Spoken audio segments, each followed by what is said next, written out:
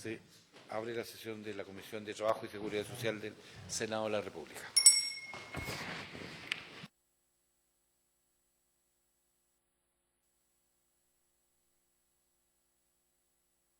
Esta sesión ha sido convocada para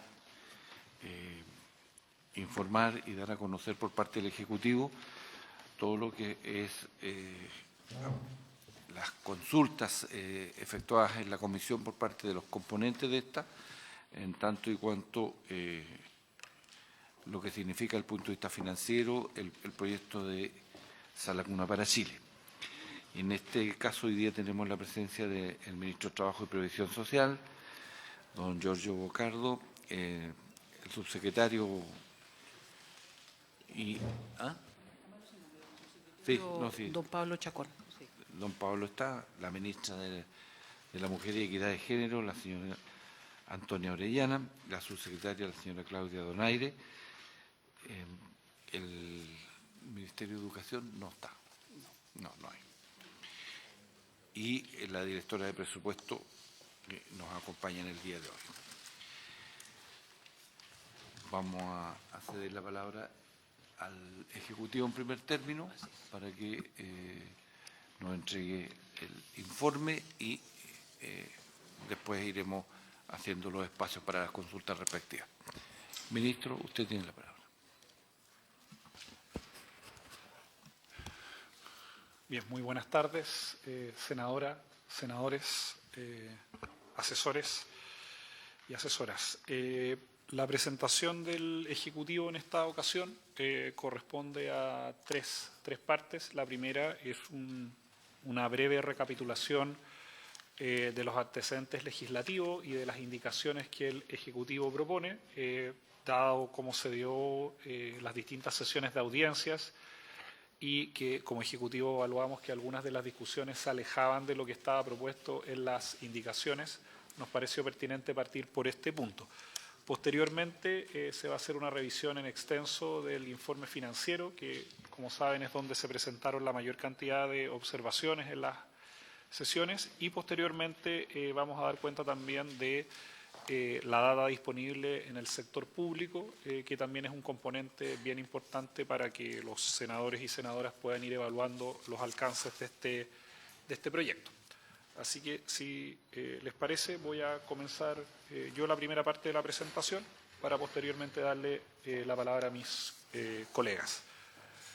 Bien, lo primero es recordar lo que actualmente dispone el Código del Trabajo en materia de derechos a la cuna, que como se sabe son las empresas que ocupan 20 o más trabajadores de cualquier estado, de cualquier edad, estado civil, ubicados en los centros y complejos comerciales e industriales y de servicio administrado bajo una misma razón social o personalidad jurídica, cuyos establecimientos ocupen entre todos 20 o más trabajadores. Y es ahí donde hemos puesto uno de los focos iniciales de las indicaciones. ¿Cuál es la obligación? Tener salas anexas e independientes del local de trabajo, en donde las mujeres pueden dar alimentos a sus hijos menores de 2 años y dejarlos mientras estén en el trabajo, debiendo asumir el gasto del derecho y concurrir proporcionalmente en caso de que los centros o complejos comerciales.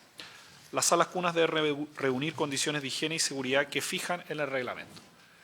¿Cómo se puede cumplir la obligación conforme al artículo 203? Con una sala cuna propia de la empresa anexa e independiente de los lugares de trabajo, sala cuna común con otros establecimientos de la misma área geográfica y pagando directamente los gastos de sala cuna al establecimiento en que los trabajadores lleven a sus hijos menores de 2 años. El empleador debe designar una sala cuna entre aquellas que cuenten con la autorización de funcionamiento o reconocimiento oficial del Ministerio de Educación.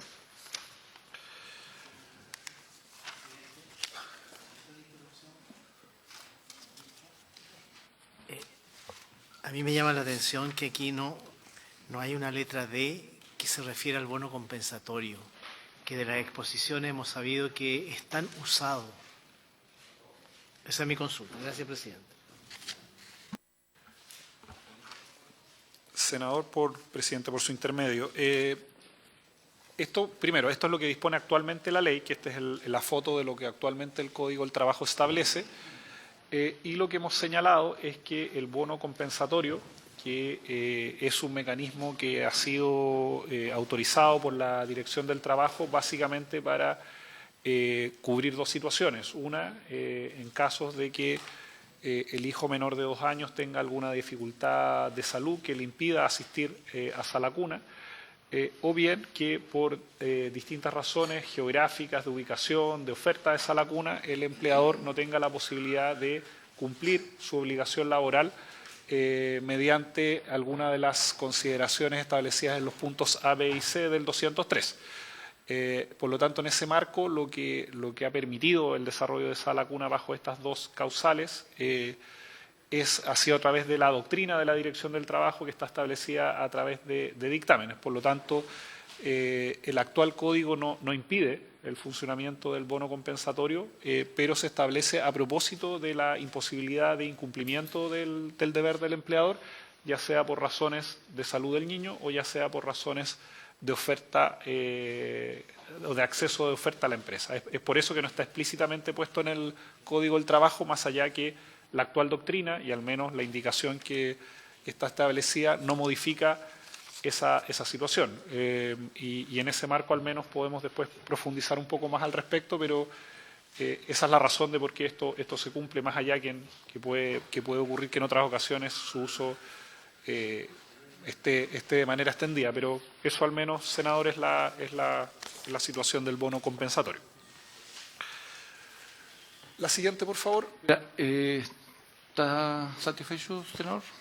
Ok. ¿Qué se propone en la indicación del Ejecutivo? Momento, por favor. Muchas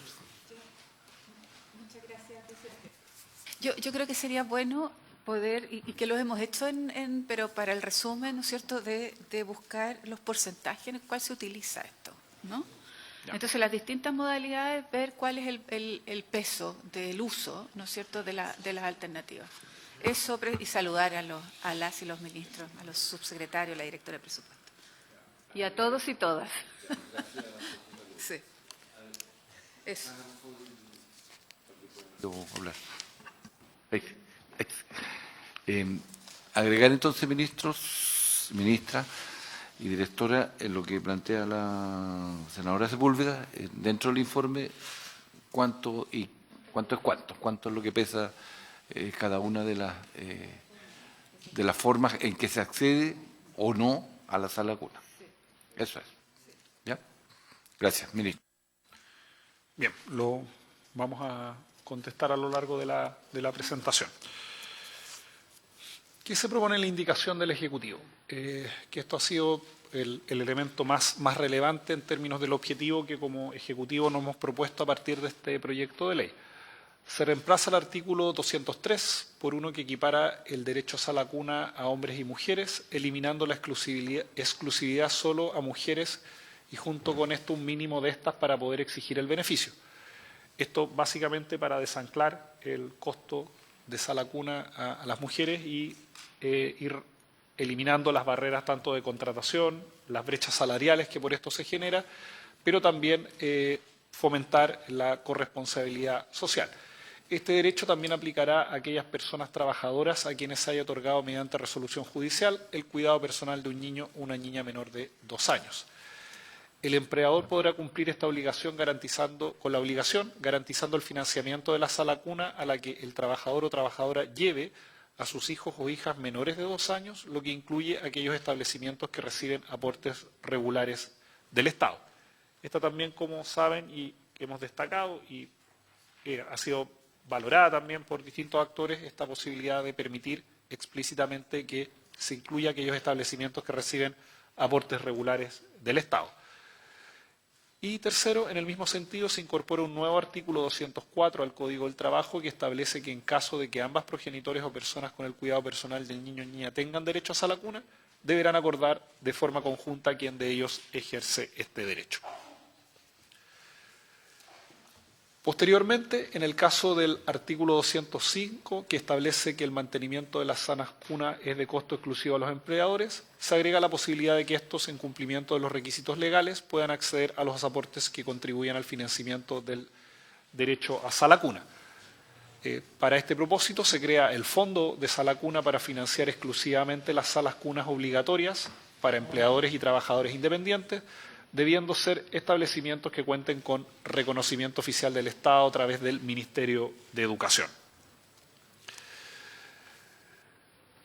Posteriormente, empleadores que ya cumplían con derechos a la cuna antes de la entrada en vigencia de la ley seguirán bajo las condiciones anteriores hasta que cese este derecho. En este caso no se devengará el aporte de esa lacuna.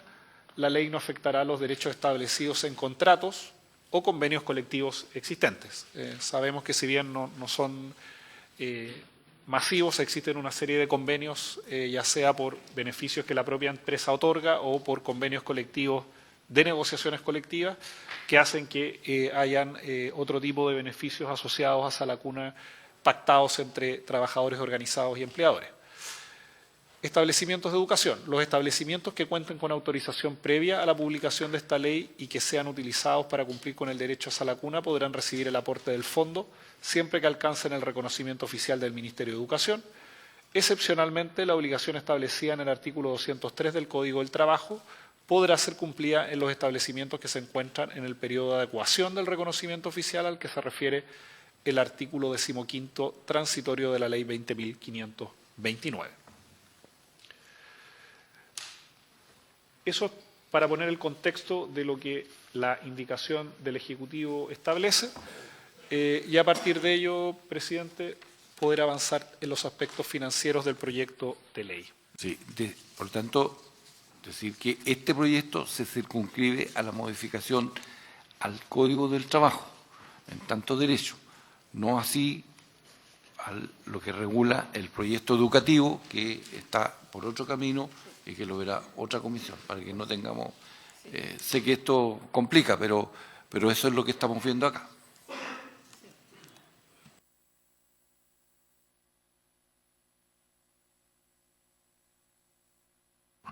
La directora de presupuesto. Bueno, para continuar la presentación de los aspectos financieros del proyecto de ley, primero, el proyecto de ley tiene efectos en gasto y por otra parte en ingresos. Es un informe financiero más complejo de lo normal porque tiene mayores gastos por una parte, en la segunda columna que observamos en la tabla, pero además también tiene efectos en ingresos que también, por una parte, hay una menor recaudación fiscal por los mayores gastos del costo asociado del empleador, que también es un modelo que hemos ocupado en otros proyectos de ley, como por ejemplo el de pensiones, y además también mayor recaudación por el aporte que implica hacia el sector público el aporte de esa vacuna propiamente tal. Entonces, tenemos como yo les decía, la segunda columna, el mayor gasto fiscal, que incluye el aporte fiscal al fondo, la ampliación de derechos de esa lacuna en el sector público y el fortalecimiento institucional del Instituto de Previsión Social. Y por otra parte, en la tercera columna se muestran, en este caso son mayores ingresos, sale con el signo menos porque nosotros en los informes financieros siempre se habla de irrogar mayor gasto, entonces los gastos salen con positivo y los ingresos salen con negativo, es una convención de los informes financieros. Entonces tenemos que existen mayores ingresos para el Estado, pero a partir del tercer año, ya los gastos, por supuesto, son mayores a que los ingresos que provienen en el proyecto de ley. Entonces, la estructura de financiamiento, que es la siguiente lámina del proyecto, tenemos el fondo de esa lacuna, regulado financieramente el artículo 4, en el cual tiene ingresos por las cotizaciones del empleador, además también, en caso de no ser suficiente para pagar los beneficios, un mayor aporte fiscal, que para todos los efectos existe ese aporte fiscal y se va dando año a año, que está bien descrito en el informe financiero. Y además, las cotizaciones del empleador no son ingresos fiscales propiamente tal, porque son ingresos al fondo. El aporte fiscal, que es un ingreso del fondo, para efectos del Tesoro Público es un gasto, o sea, que va hacia el fondo. Y luego tenemos los aportes a la cuna y los gastos de administración que paga el fondo, que no son gasto fiscal. De hecho, cuando el fondo paga a lo público, a las alacunas públicos, para la Administración Central se transforma en un ingreso fiscal. Entonces, esto para decir que tenemos un fondo que se financia a través de cotizaciones y aporte fiscal, y ese fondo a la vez paga el aporte a la cuna y además también incurre en gastos de administración. Luego, entonces, y entiendo que y lo que hemos revisado desde el Ejecutivo con respecto a las principales preguntas que hay dentro del diseño del proyecto de ley tienen que ver con cómo se calculan los universos, los beneficiarios, cuál es la tasa de uso también que tiene como supuesto el informe financiero. Entonces, para el año base, el cálculo de los gastos se determina a partir de un número, obviamente, de universo de beneficiarios. Para calcular cuánto van a ser el universo de beneficiarios, ya sea quienes ocupan el derecho y quiénes son los causantes del derecho, se utiliza el registro de nacimientos provisto del Servicio del Registro Civil en conjunto con los cotizantes del sistema de pensiones para cada mes del año 2023. Este informe financiero se hizo con información del año 2023 porque lo presentamos el año 2024. A partir de esta información se obtuvo el número de niños y niñas entre 6 y 24 meses, es decir, entre 6 meses y 2 años, y además también podemos cruzar en los casos cuya madre cotiza en el sector privado formal en cada mes, cuya padre cotiza en el sector privado formal cuando la madre no está cotizando en cada mes. Luego de esto, sacamos o elaboramos los promedios mensuales de resultantes de este ejercicio, que es lo que está en la tabla inferior de la lámina. Es decir, tenemos madres dependientes del orden de 80.000 promedio mensual y padres 150.000. Es decir, del tipo dependiente son del orden de 230.000 personas e independientes 5.000 en madres y en padres 1.800, del orden de casi 7.000 personas. Primero se evidencia una gran diferencia entre dependientes e independientes y por otra parte el universo total de beneficiarios de padres es mayor, pero vamos a ver que lo que muestra también la experiencia es que la tasa de uso de esos beneficiarios es bastante menor. Entonces, a partir de esos promedios, que es la mejor información disponible que tenemos, se proyectan los 10 años siguientes desde la entrada en vigencia del proyecto de ley, a partir de la proyección de crecimiento de la población menor de 2 años y a partir de la proyección de crecimiento de la población en edad de trabajar, es decir, cuántos niños, niñas van a haber menores de 2 años y cuántos van a ser los padres que tendrían derecho a sala cuna según ese registro. Luego, entonces, observamos, y esto es coherente con las tasas de natalidad que existen, que los beneficiarios pueden ir bajando en el tiempo en una tasa de crecimiento gradual. No es que se pegue grandes saltos, pero sí hay una mirada hacia la baja. Luego, entonces, ahora en la totalidad de personas, que sería como la exposición máxima del proyecto de ley, se estima entonces la tasa de uso que tiene el proyecto de ley, que también entiendo que en algunas opiniones han dicho que quizás está subestimada la tasa de uso y en otras ocasiones se ha dicho que está sobreestimada la tasa de uso. Por eso también en una de las láminas presentamos varias estimaciones distintas de la tasa de uso a fin de mostrar sensibilidades con respecto al informe financiero. Entonces, se asume que el 46% de las madres que tiene derecho al beneficio hará uso de él. ¿Cómo llegamos a este 46%? Esto es observando los resultados de la encuesta, la ENCLA del 2019. Esta tasa es consistente con la generalización del comportamiento actual de las empresas obligadas, asumiendo que un 65% de quienes reciben el bono compensatorio pasan entonces a acceder a los beneficios del fondo. En el gráfico que tenemos o la figura que tenemos al costado, vemos que existe un total de mujeres del orden de 1,8 millones, de las cuales trabajadoras, de las cuales la gran mayoría, 1,4 millones, casi 1,5 millones, están en empresas obligadas del derecho de sala cuna, y de esas empresas obligadas en edad, con niños, niñas, con edad de sala cuna son 82.000. Luego, que cumplen con la obligación son 47.000, y acá está la distribución que tiene esas personas que cumplen. Y que efectivamente se observa que el bono tiene un peso especial en quienes cumplen, luego hay salacunas internas, luego las salacunas externas y hay otras especificaciones que son del orden de 2.000. Entonces tenemos el bono, lo externo, lo interno y lo otro como en orden de su peso específico dentro de esta distribución.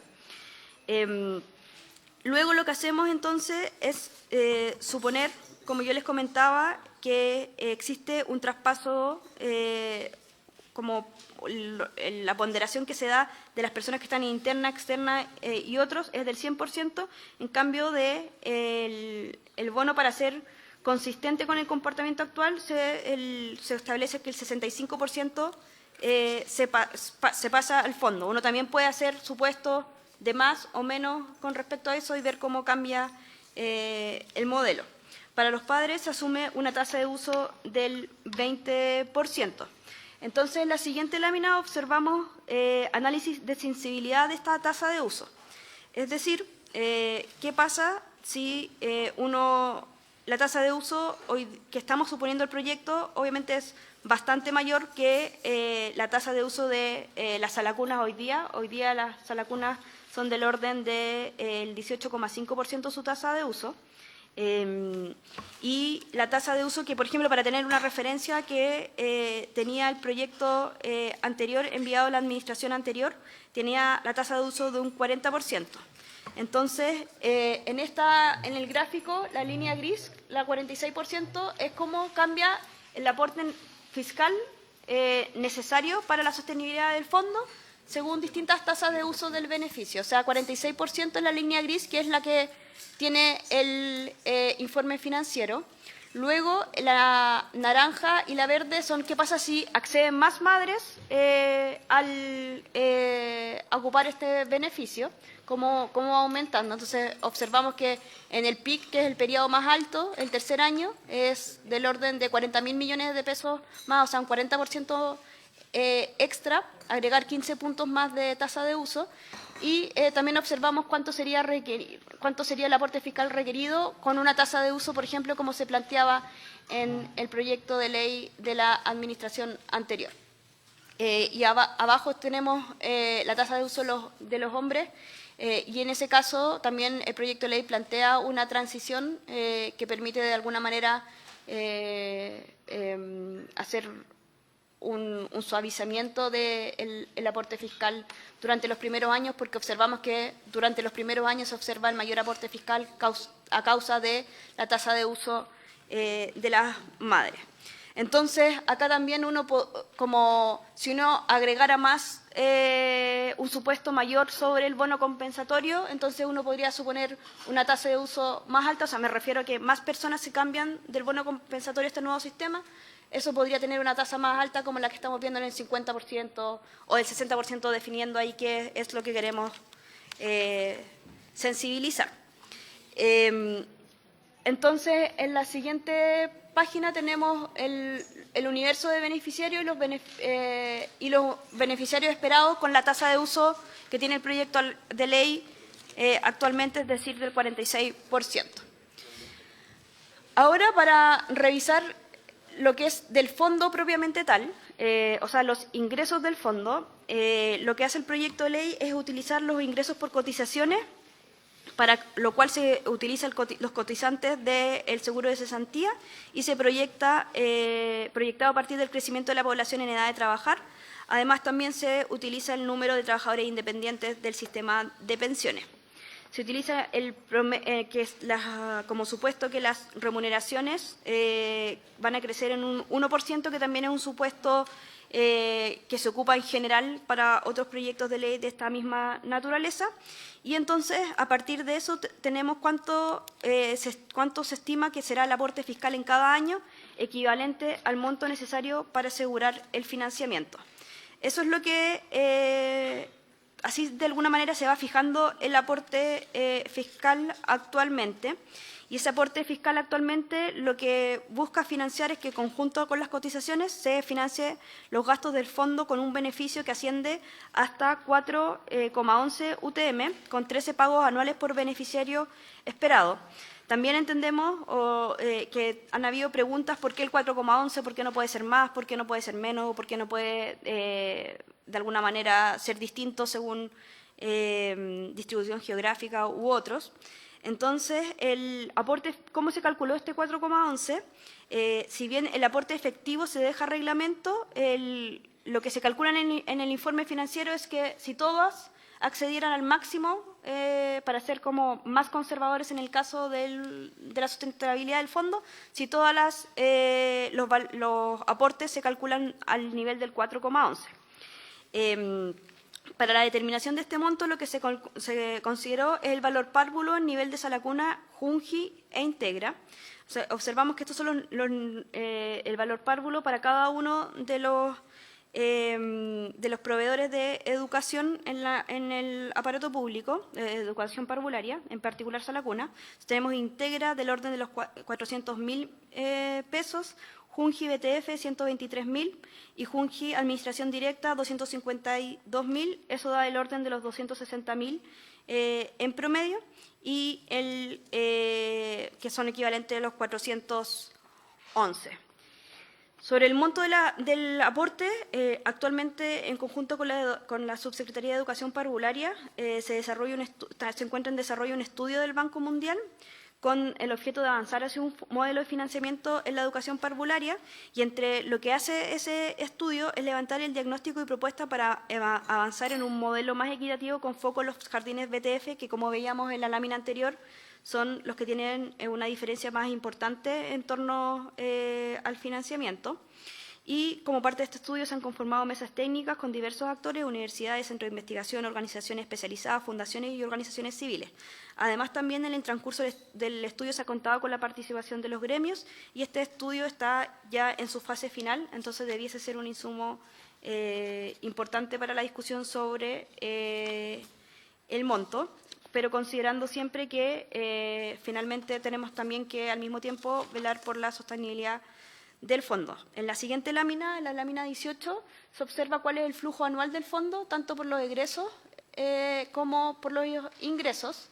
Los ingresos son las cotizaciones, pero además también el aporte fiscal que se necesitaría según los supuestos de tasa de uso que se explicitan en el informe financiero, y obviamente uno puede hacer también ejercicios de sensibilidad asociados. Otro elemento, ya para finalizar la presentación, también para calcular la asistencia a los jardines públicos, lo que se hace es calcular o cruzar los datos de nacimiento y cotizaciones con los registros de matrícula que tiene la Subsecretaría de Educación Parvularia, y se asume que este valor se mantendrá como proporción de los beneficiarios cuando la ley entre en vigencia para estimar los integros al fisco por este concepto. En el caso de los padres no es posible asumir una continuidad por desconocerse los efectos de la política de comportamiento, pero es bastante más acotado el efecto fiscal. Entonces, para ya finalizar, en este informe financiero, efectivamente el informe muestra la foto resultante de los supuestos que acá se explicitan. Nosotros, para efecto de la discusión, sí se puede hacer distintas sensibilidades a esa foto. En particular, nosotros también estamos hoy día trabajando en la actualización del informe financiero para actualizar los datos aquí presentados, incluyendo los datos de las causantes vigentes al 2024 y actualizando también los costos de administración para reflejar las economías de ámbito que se generan tras la implementación de la reforma de pensiones. Entonces, en conjunto con la discusión en particular que luego se va a ir dando y que va a tener modificaciones, la idea es poder, para no presentar como informes financieros de goteo, sino que presentar un nuevo informe financiero a la hora que se presenten las indicaciones. Ahí termina mi parte de la presentación. Muchas gracias, directora. Ministra, por supuesto, tiene la palabra. Muchas gracias, senadora. Otro de los datos que teníamos pendiente y que habían sido bastante consultados para poder precisar con más detalle eran los de la oferta actual de educación parvularia. Para poder entregar bien esta información, precisamos hacer varias notas al pie, porque ya hemos comentado varias veces que la actual información de registros administrativos de la educación parvularia carece de, o sea, tiene muchos puntos ciegos a propósito de falta de facultades que tenía la superintendencia, a propósito de los 10 años que transcurrieron sin completar el reconocimiento oficial y todas las cosas que se crean a partir de la nueva ley de modernización parvularia también. Entonces, aquí cuando hablamos de la oferta pública de la educación parvularia con reconocimiento oficial, me tengo que hacer la nota al pie de que no incluye toda la oferta en la que están las modalidades alternativas, porque no eran susceptibles de tener reconocimiento oficial al no haber tenido en todos estos años la calidad jurídica para ello, así como los llamados jardines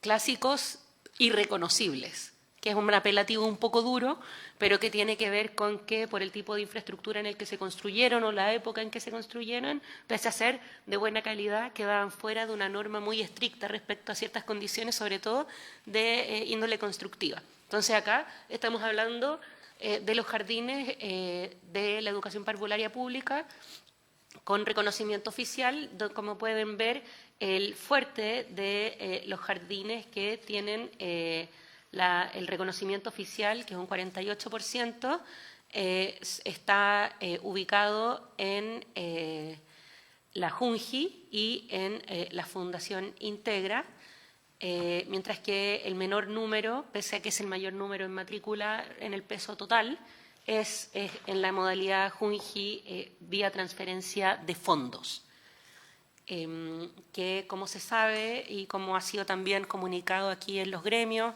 y también por el Ejecutivo, por la forma en que se estructuró su financiamiento, en particular lo que tiene que ver con condicionar el financiamiento a la asistencia, habiendo una tendencia natural a la inasistencia en la sala cuna, en particular y en el jardín infantil a nivel medio, ha ido condicionando en forma estructural su financiamiento. Por eso también quisiera retomar lo importante que es este estudio que se está realizando para un sistema de financiamiento que es complementario a este proyecto y al de modernización, pero que está en curso ya hace 2 años con el Banco Mundial, y es precisamente el que nos permitió modificar algunas cosas en base a los hallazgos en la Ley de Modernización Parvularia. Entonces tenemos un 48% de la oferta pública de jardines clásicos con reconocimiento oficial y un 52% que están en situaciones mixtas.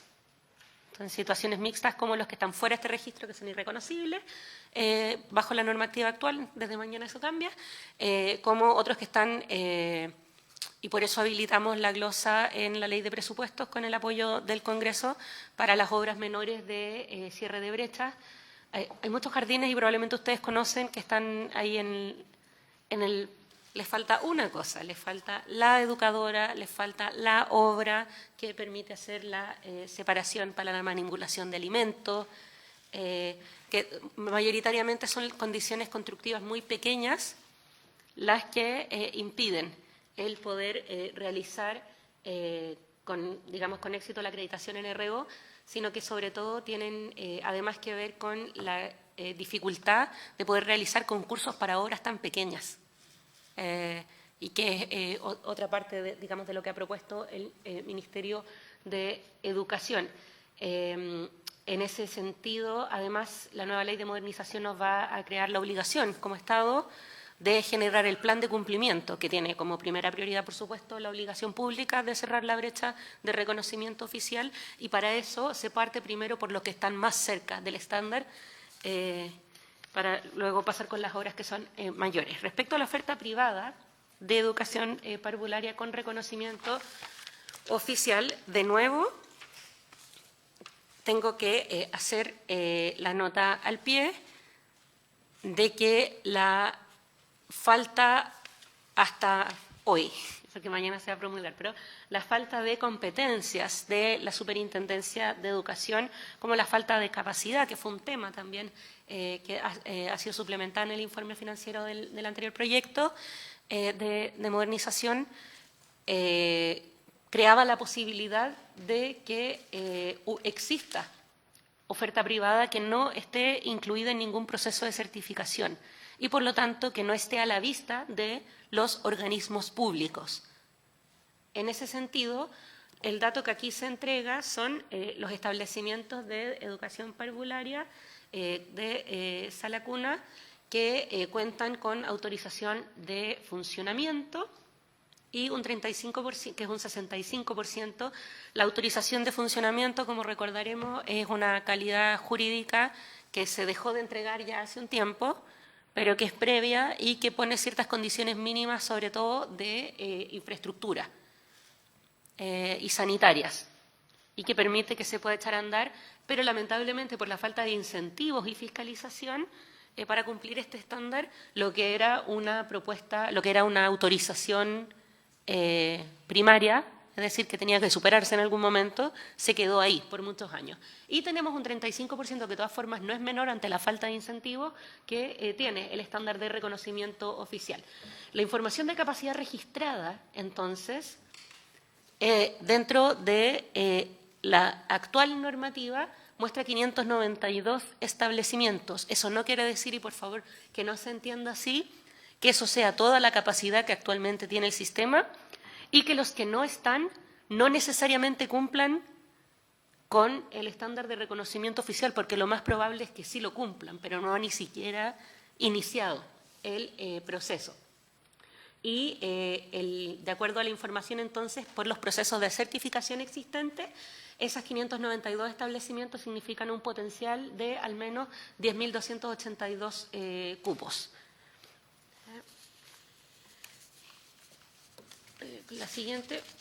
Respecto a los cupos disponibles por región, aquí pueden ver cada uno, por su intermedio, Presidenta, los de cada una de sus regiones. A nivel nacional, actualmente, y esto era el dato que estábamos pendientes de entregar a propósito de que se cerrara el proceso de matrícula regular, que sabemos no se mueve mucho hasta septiembre, octubre, cuando pasa la temporada de invierno, a nivel nacional es de 10.689 cupos, siendo las regiones con mayor cantidad de cupos la metropolitana, el Maule y la región de la Araucanía. Las regiones con menor cantidad de cupos son Antofagasta, Tarapacá y Magallanes. En el caso de la ausencia de cupo, esto tiene distintos motivos. En particular, en Antofagasta y Tarapacá tiene que ver también de que son las dos regiones con mayor tasa actual de natalidad. Van a contrapelo del resto de la estadística regional en el país. Y como pueden ver también, el fuerte de las matrículas disponibles están en el sistema Integra y Junji, no así el BTF, que es el que tiene la mayor tasa de ocupación de matrículas a la fecha, lo cual digamos, coincide con todos los datos anteriormente provistos. Ahora hablamos de el potencial de cupos liberados por la prohibición de la duplicidad de matrícula. Como recordaremos, esto fue algo que ya se realizó de forma administrativa durante el año pasado, resultando en la liberación de cupos y en particular se muestra cómo se ha logrado bajar mucho el número de matrículas duplicadas, porque había incluso niños con 4 repeticiones, pero tenemos con la nueva normativa una estimación en que se liberarían más de 7.000 cupos, además. Es decir, esto es aparte de la matrícula ya disponible, luego de terminado el proceso de matrícula. Esto ya es entraría o sea, habría que iniciar el proceso de eliminación de matrículas duplicadas y apertura del nuevo cupo a partir de mañana, que entre en vigencia la ley y, por lo tanto, la vigencia de la... Así es. Deberían aumentar más en 7.000 al menos los cupos disponibles, además de la matrícula ya disponible, porque no haya matrícula. Ministra, senadora Carvajal tiene una pregunta. No sé si... Ahí sí. Gracias, Presidenta. Ministra, sería interesante tal vez una vez que entre en vigencia la ley, poder tener un actualizado para ver efectivamente cuánto es la disponibilidad que existen por regiones, sobre todo como usted menciona, en la época primaveral, estival, que es también un alza bien importante para saber por región cómo está nuestra capacidad. Gracias. Sobre todo en la época del trabajo de temporada. De temporada. Ministra.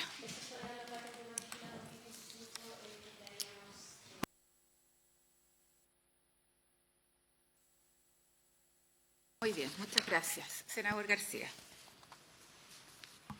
Muchas gracias, presidenta. Muchas gracias, ministra, ministro, subsecretario, directora de presupuesto. A ver, yo tengo un par de consultas que fui anotando, particularmente para tener claridad sobre sobre los números que ustedes nos están entregando.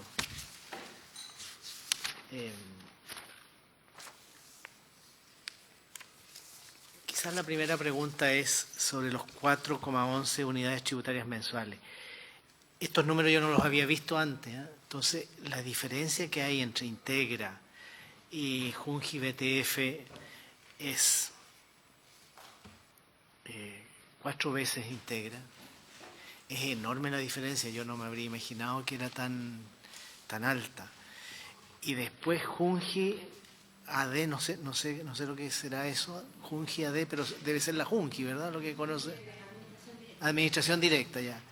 Solo 252.453 pesos, el promedio del costo, o valor párvulo por sala cuna. Yo siempre me habría imaginado que lo de la Junji era mucho más alto, porque la Junji es la que tiene las rentas más altas. Yo tengo entendido que ellos están asimilados a la escala única de remuneraciones, son personas que tienen carrera funcionaria, etcétera. Lo quiero decir como para dejar planteada la duda. No me calzan estos números. O sea, yo diría que la Junji debiera ser la que tenga el valor el valor párvulo más alto. Eso es lo que me dice a mí la experiencia, lo que me dice lo que uno ve, en fin. Sería bueno tener un poco de detalles de cómo se llega a estos montos. Y lo que más me extraña es que Integra aparezca con el valor más alto. En segundo lugar, a ver.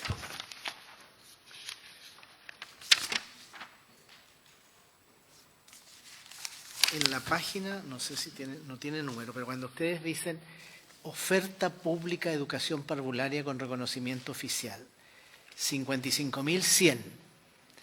Yo entiendo que esta oferta pública de educación parvularia es toda la educación parvularia, no solo sala cuna, o es solo sala cuna. Y lo pregunto porque después ustedes mismos nos dicen que la oferta, esta es la oferta privada. Sí, pero claro, ya. Es la oferta privada con reconocimiento oficial, pero también es de toda la educación parvularia o solo sala cuna. Tratemos de hacer todas las preguntas Sí. y ustedes anotar para que después puedan contestar todas las preguntas del Senado. Esa es una de las dudas que tengo. Después, cuando ustedes hablan de potencial de cupos liberados por duplicidad de matrícula, que esto la subsecretaria de Educación Parvularia lo explicó varias veces cuando estaban en pleno proceso en la Comisión de Educación. Pero estos números de matrícula con repeticiones, 767.000. ¿Estamos hablando de educación parvularia? Porque lo encuentro tan alto. Y ustedes dicen que niños con una repetición, el 2014, voy a hablar del 2024, para no. Matrícula con repeticiones 718.000 y con una repetición 703.000. Número de niños con 2 repeticiones 7.000. Pero estos números los encuentro demasiado altos. O sea, ¿cuánto es la matrícula parvularia en Chile? Ya, esa es una pregunta. Y yo creo, Presidenta, con esto termino, que nos den un par de días para estudiar bien estos números, ¿cierto? Porque no es tan fácil de asimilarlo. Eso, muchas gracias. Muchas gracias. Ministra, ¿tiene la palabra para contestar? Sí, pero hagámoslo de a uno, porque son preguntas bien específicas, diría yo. ¿Tiene relación? Ya, perfecto. Senadora Carvajal. Sí, gracias, presidenta. No había tenido ocasión de saludar al subsecretario, al ministro, a la ministra y, por supuesto, a la directora de presupuesto y a la subsecretaria. La verdad es que no habíamos tenido, era una consulta recurrente respecto a los diagnósticos. Entonces, mi pregunta de fondo es bien lógica. Es cómo nos enfrentamos a un proyecto con esta mirada de números y de data que en la práctica nos hacen, de cierta manera, pensar si es que esto se estuvo a la vista antes de dar el diseño final de este proyecto. Y quisiera a lo mejor resolver esa disyuntiva. Porque efectivamente, si tenemos una ley que recién va a poder generar una competencia que va a ser posible entender objetivamente cuál es la capacidad de oferta que tenemos y cuál es la demanda real que tenemos, entonces me lleva a dudar si que efectivamente eso se ha sido recogido de manera concreta o clara o técnicamente respaldada, y creo que es un elemento de base para avanzar en el proceso de esta discusión. Lo segundo, me llama harto la atención que aún entendiendo que así fue y que esto es lo concreto, sigamos enlodados, perdón, no es enlodado la palabra, entrampados respecto a un financiamiento del cual no se tiene claridad cómo se va a resolver. Yo creo que si hoy día está sobre la mesa el elemento económico en un momento político contingente que es bien complejo, que a mí me hace suponer que va a requerir de un acuerdo bien transversal. Y hemos escuchado voces respecto sobre la necesidad, sin ninguna duda que hay consenso. Pero respecto al financiamiento eso no está claro. Entonces creo que ahí hay una pata coja. Entonces mi pregunta más bien al ministro, y por su intermedio, presidenta, es cómo se enfrenta esta posibilidad para no crear una expectativa que va a significar a futuro a lo mejor que no sea cubierta. Y creo que estamos hablando con algo tan sensible como la infancia y como la necesidad que tenemos de salir con un proyecto que de verdad tenga sentido máximo, que es el que corresponde de realidad. Y yo lo pregunto más en términos políticos. Si fuimos capaces de avanzar en una reforma previsional, yo supongo que debe haber el mismo interés, pero mi pregunta es de fondo. Es decir, ¿cómo lo estamos enfrentando para no generar una discusión eterna en donde hoy día el tema económico, insisto en el momento, no voy a profundizar en eso, tiene que tener un avance, yo diría a la par, si no más? Entonces, creo que ahí están los puntos de inflexión, presidenta, y yo me quedo con el pendiente, y sobre todo porque aquí se dijo la semana pasada un economista de la Universidad de Chile que señalaba que para llegar al número del 4.11, 4.11, que era el diagnóstico que se tenía respecto a lo que significaba la ponderación, era lo que arrojaba el costo, y aquí se dijo que no era así, parece que sí era así, de acuerdo a lo que dice la directora de presupuesto. Entonces, un poco también... o yo me equivoco, no sé, pero se cuestionó, digamos, esa cifra y que la derivada de que por qué hoy día se ponía de la base 4.11 era de ese estudio.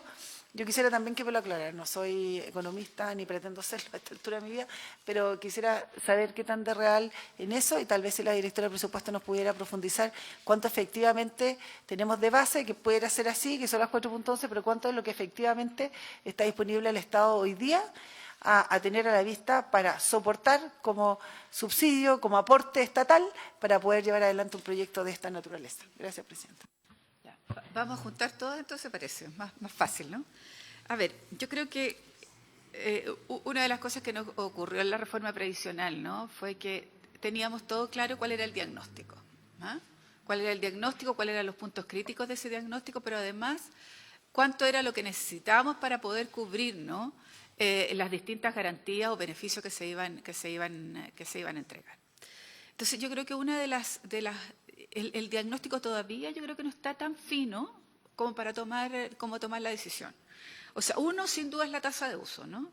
Para poder cuantificar cuántos niños, niñas son y cuál es el monto. Entonces, creo que tenemos que estudiar con nuestro asesor y todo bien la tasa de uso, cómo ustedes la calculan, cuáles son los factores los cuales ustedes toman en cuenta para calcular la tasa de uso. Lo segundo que nos plantearon los expertos que vinieron, ¿no?, el famoso subsidio que se va a entregar, el 4,11. Y algo que nos plantearon era que estaba de alguna manera oculta dentro de la cifra, ¿no? Lo que tiene que ver con, porque siempre entendimos que era un promedio, ¿no es cierto?, de lo que ustedes plantearon, creo que en la primera o segunda sesión. Entonces, por ejemplo, lo que tiene que ver con los jardines BTF, es que al final esos jardines son ampliamente subsidiados por los municipios.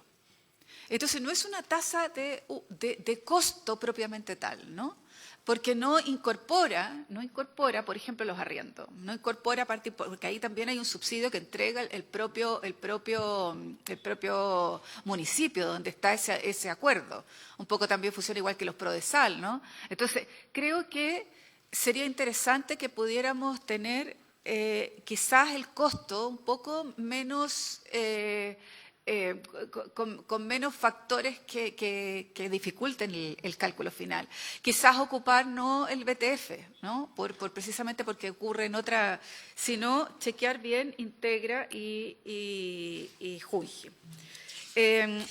Lo otro que nos plantearon, que a mí, con la directora de presupuestos, tiene que ver con los gastos de administración del fondo. Entonces, a ver si ustedes revisaron los gastos de administración, si ahí hay algo que podemos disminuir, porque era un porcentaje importante del fondo y se creía, ¿no es cierto?, que podría ser mucho menor a lo que se estaba planteando. Y muy importante el estudio del Banco Mundial. Yo creo que a lo mejor ahí nos va a dar luces de funcionamiento, yo no sé si de financiamiento, pero de funcionamiento, de cómo hacer los cálculos, etcétera. Así que esas 3 o 4 cosas que me gustaría que pudieran aclarar, entendiendo además que esta es la aproximación que ustedes hacen como ejecutivo, nosotros tenemos que estudiarla con nuestros asesores para a ver si es posible, ¿no?, que formar una mesa técnica con ustedes y los asesores para afinar los números, y chequear bien con los asesores de los senadores y la Dirección de Presupuesto en conjunto con el Ministerio del Trabajo y el Ministerio de la Mujer. Ministra o directora o ministro, tienen la palabra. Muchas gracias, presidenta. Voy a intentar abarcar algunos de los puntos. Los datos de oferta pública que están entregados son solo del nivel de sala cuna, con reconocimiento oficial, porque el nivel de matrícula total del sistema parvulario supera las 700.000. Ahora, es importante recordar que cada sostenedor del sistema parvulario público tiene un cálculo distinto respecto de cómo calcula el valor párvulo. Y probablemente de ese origen es la disonancia que por su intermedio señala el senador García. Por ejemplo, Integra, para la valorización del valor párvulo, considera el estado de resultados mensual acumulados con todos los gastos del periodo y la cobertura, mientras que Junji utiliza el presupuesto ajustado al IPC y la cobertura. Por ejemplo, además, Integra tiene un valor más alto porque incorpora la alimentación, a diferencia de Junji y BTF, donde Junaep también da la alimentación, pero los recursos se llegan directamente. Entonces, por ejemplo, Junji y BTF, por poner un ejemplo, no consideran los recursos de alimentación para el cálculo del valor párvulo teórico. Es por eso que, por ejemplo, uno de los nudos centrales del trabajo del Banco Mundial para el estudio del financiamiento ha tenido que ver con estandarizar ese análisis. Acá nosotros estamos mostrando los que existen hasta hoy, que tienen esos supuestos y, si le parece, Presidenta, podemos enviar una minuta detallada respecto a cómo es el cálculo del valor párvulo teórico de cada institución. Pero es distinto y por eso probablemente se desajustan respecto a lo que se ve realmente. Respecto a lo que se preguntaba sobre la duplicidad de matrícula, ahí se entregan en esta tabla las matrículas con duplicidades y posteriormente se detalla cuántos estudiantes están únicos y repetidos 2, 3 o 4 veces. Con eso, el cálculo que refleja la tabla, en el fondo, es que se estima potencialmente los cupos que se liberarían con la prohibición de la doble matrícula y, por lo tanto, esos 7.000 son la resta entre la matrícula inflada menos la única. Es decir, la repetición en este sentido es sinónimo de duplicidad porque hay niños que están más de 2 veces. Y eso no es tanto de extrañar porque si lo pensamos también desde la perspectiva de las familias, yo, mamá que quiero postular a mi hijo a un jardín, lo postulo a todas las posibilidades. Y si cumplo con los requisitos de RCH, voy a quedar de facto en todas. Al no haber un mecanismo de prohibición de la doble matrícula y una obligación de informar respecto a cuál es la matrícula efectiva, efectivamente esas son las magnitudes que tenemos. De todas formas podemos enviar informes más detallados, es algo que además son informaciones que han ido surgiendo en el marco del estudio precisamente con el Banco Mundial y el Trabajo de despeje de matrícula. Ahora, le voy a dar la palabra a la directora respecto al tema de las estructuras de gastos del fondo, pero yo quería cerrar diciendo que sí, o sea, estas cifras son coincidentes, están actualizadas a la tendencia actual del año, pero estas cifras son coincidentes con las 2023 que trabajamos para los supuestos del proyecto de ley y que precisamente la directora exponía a propósito de las progresiones posibles de uso del fondo. Los supuestos de la tasa de uso fueron detallados, así como las fuentes de información de ese cálculo. Por supuesto que no nos cerramos a concordar otras formas de cálculo de tasa de uso, pero también aquí se han expuesto tasas de uso que superarían el promedio de la OCDE en algunas exposiciones, en países que llevan 30 años de experiencias de leyes corresponsables en cuanto a temas de familia y trabajo. Y por lo tanto, acá lo que se ha hecho es una estimación en base a los datos disponibles sobre infancia, sobre padres y madres cotizantes, pero también en la experiencia que tenemos como país respecto al uso, en particular respecto al uso de padres de los beneficios laborales, aún en aquellos que tienen, digamos, un derecho otorgado. Directora. Senador García, ¿sí? Sí, directora, después del senador, si hay alguna repregunta. Porque pensé que estaba en la presentación, pero no está. La matrícula de Integra. Porque me parece que de lo que ustedes nos traen hoy día, lo que mejor representa el valor párvulo es Integra.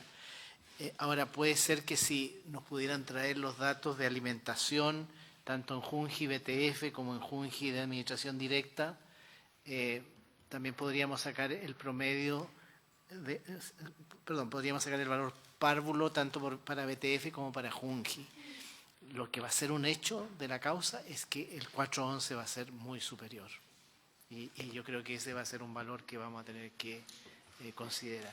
Gracias, Presidenta. Yo solo decir que, según lo que ha dicho la ministra, yo no veo con tanta dificultad sacar el valor párvulo. O sea, porque uno debería tener, cualquiera de las directoras debería tener el valor de todo, de matrícula, de alimentación, no sé, de personal, etcétera, las bonificaciones que se pagan. Bueno, pero yo creo que sería bueno poder afinar ese número. Directora, tiene la palabra. Sí, solamente como para también añadir antecedentes al tema del valor párvulo, tal como dijo la ministra, se calculan de maneras distintas, son aproximaciones distintas y por eso es tan importante el estudio para de alguna manera tener una mirada más estándar en cómo calcular el valor párvulo en cada uno de los casos. Obviamente hace mucho la diferencia, sobre todo en Salacún, el tema de la alimentación. O que Junji no considere el gasto capital dentro de ese valor párvulo.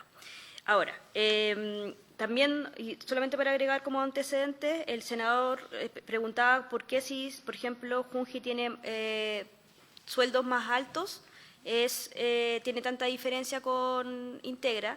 Y cuando uno revisa, en realidad Junji tiene sueldos más altos, pero también la brecha se ha ido cerrando en ese sentido. Entonces, hoy día tenemos Junji del orden del 1,4 millones de pesos e Integra 1,3 por educadora. Entonces está bastante más acotada de lo que era hace 7 años atrás, por ejemplo, la brecha. Y además también que en Salacuna la diferencia en los valores párvulos es más grande también que en párvulo, que es lo que también quizás el senador tiene más como en la cabeza, que es, por ejemplo, la diferencia de los valores párvulos con estas metodologías que no son las estándares, etcétera, entre el menor y el valor cuando uno compara los distintos proveedores, es de 1,8 la diferencia, en cambio en sala cuna es mayor 3,2, pero tiene que ver también con metodológicamente, evidentemente hay mucho mejor ahí para llegar a esos números. Perdón, directora, no lo entendí. Que en el caso de los párvulos, la diferencia entre el valor párvulo menor y el mayor es de 1,8. En el caso de los números que vimos ahora, que son solamente para la sala cuna, esa diferencia es de 3,2. Es mayor en el caso de la sala Sí, cuna. la pregunta es ¿qué es lo que hace esa diferencia? ¿Cuáles son los factores? ¿No es cierto? Porque nosotros teníamos claro en párvulos, ¿no? Que era fundamentalmente los sueldos que tenían las tías, ¿no? Que tenían harta diferencia y era lo que nosotros planteábamos siempre en la ley de presupuesto. Pero ¿cuáles son los otros factores? No es para que lo explique ahora, pero sí para que nos diga cuáles son esos factores de esa diferencia tan grande cuando es sala cuna, porque es interesante revisarlo para homologar en algún minuto, igual como lo hicimos en párvulo. Sí, creo que la ministra lo explicó y tenemos la diferencia caso a caso, nosotros también lo podemos hacer llegar. Pero en Integra se considera primero el estado de resultados mensual para cada periodo. Es a partir del estado de resultados de Integra, porque además como Integra es institución privada sin fines de lucro, entonces en estas las variables consideran personal, alimentación, material didáctico, equipamiento, o sea, todo. En cambio, los JUNJI de administración directa, solamente el gasto corriente, no considera, por ejemplo, si se compran computadores, vehículos, etcétera, no se considera dentro de eso y se ajusta por IPC. O sea, es un cálculo mucho más directo de lo que uno tiene en la ley de presupuesto dividido por el número de párvulos. Directora, perdón, presidenta. ¿Sabe lo que creo que Integra no incluye? Es el valor de los inmuebles, porque a mí se me ocurre que en general Integra, sus inmuebles son municipales, por lo menos la realidad que yo conozco en la Araucanía, y me imagino que... ¿De quién son los jardines infantiles de Integra en tu región y en la tuya? Son municipales, entonces yo creo que ahí no hay arriendo, no hay... Claro, es lo que yo creo, ¿ah?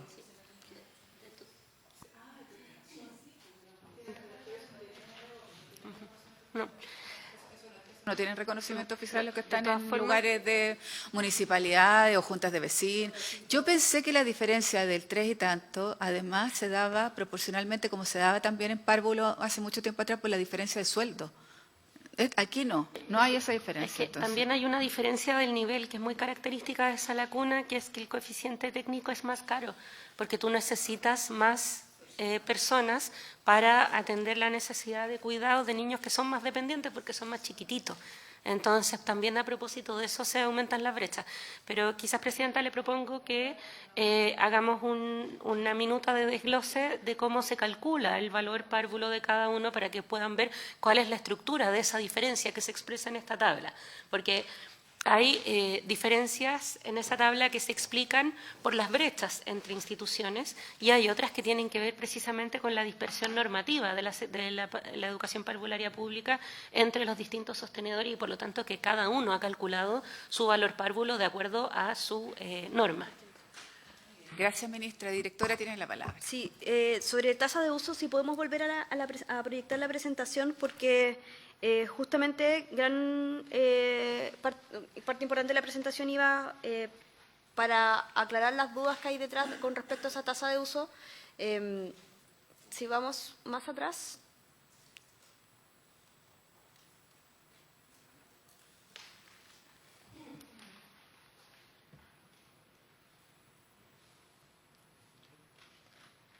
En la anterior. Bueno, o sea, quizá en la anterior... Bueno, acá están efectivamente los universos, tanto de madres como de padres, que podrían ocupar el beneficio, pero en la lámina siguiente revisamos todo el universo total de, en este caso, mujeres trabajadoras, las que trabajan también el cuadro del Zoom.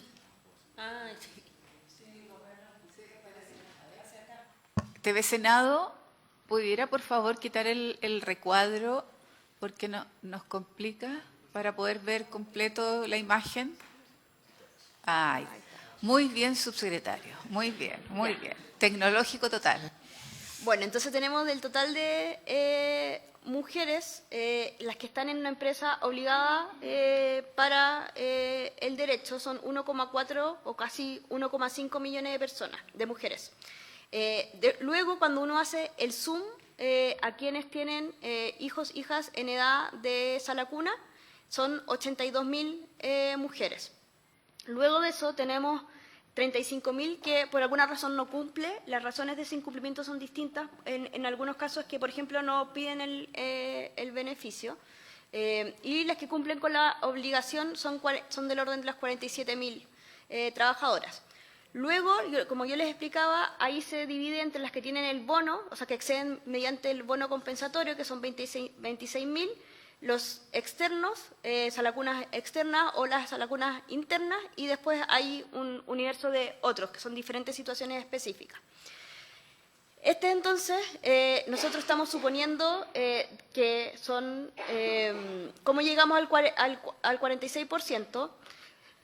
Primero, asumimos la misma distribución como porcentaje de las madres, o sea, tanto como se observa ahí, del 31%, casi 32% accede mediante el bono, un 4,7% de manera interna, un 18,2% de manera externa y un 2,6% con otros. Ahí llegamos al 57,1%.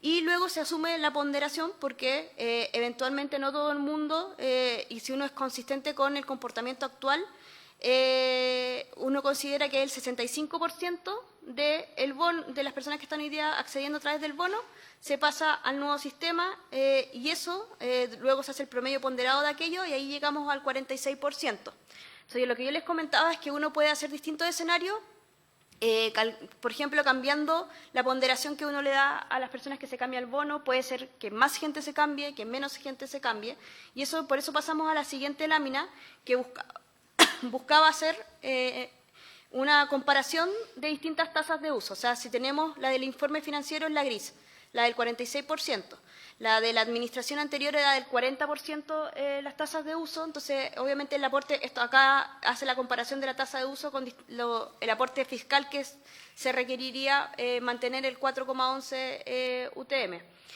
O si consideramos que existe una mayor cantidad de personas que se trasladan desde el bono compensatorio a este nuevo sistema, al final sube la tasa de uso, que podría ser un 50 o un 60%, y esto es más o menos para tener el orden de dimensión de qué significa fiscalmente, cómo cambia el aporte que se necesita en cada uno de los casos. Entonces, la tasa de uso, efectivamente, y por eso quería ser bien explícita, que los números son los que son, pero uno tiene que saber cuáles son los supuestos que hay detrás, y por eso también es bueno tener estos análisis de sensibilidad, que nosotros, por supuesto, podemos seguir trabajando en la mesa, revisar y tener, por ejemplo, qué pasa con si el 65 es 85, los que se cambia el bono compensatorio, cómo cambia. Y por último, respecto a su pregunta, senadora, de los gastos de administración, efectivamente es algo que en el informe financiero 2.0, que también va a tener contenidos de relativas indicaciones, vamos a también mirar